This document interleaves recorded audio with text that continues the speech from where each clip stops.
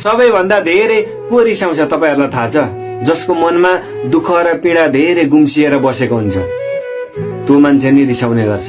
त्यसैले रिसाउनेसँग रिसाउने होइन, उसको मनको दुःख र पीडा बुझ्ने कोसिस गरौँ साथी। जिन्दगी सम्झेको थिएँ तिमीलाई, दुःखमा दुई पाइला सँगै हिँड्न सकेनौ। कसैले चाहेर पनि नपाएको प्रेम थिए, तिमीले पाएर पनि चिन्न सकेनौ।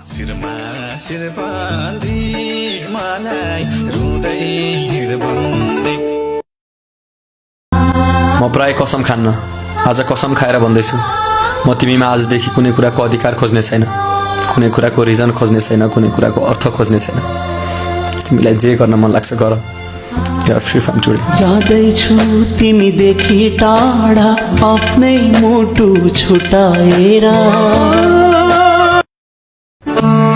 बाचा तोड्ने थिएनौ सायद, बाटो मोड्ने थिएनौ सायद, त्यो प्रयोग थियो या संयोग, यति सोध्न मन छ। प्रेम गरेकै भए त छोड्ने थिएनौ सायद। मन भुल्दैन त कतै तिमीलाई देखेर,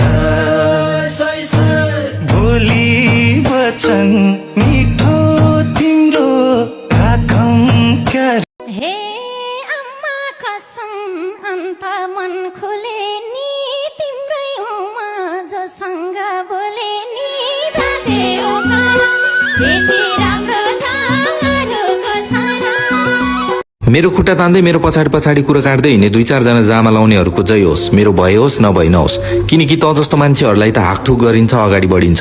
फाइनली भेट भयो केटा हो, फाइनली फाइनली फाइनली भेट भयो केटा हो, फाइनली फाइनली फाइनली भेट भयो केटा हो। के छ त हालचाल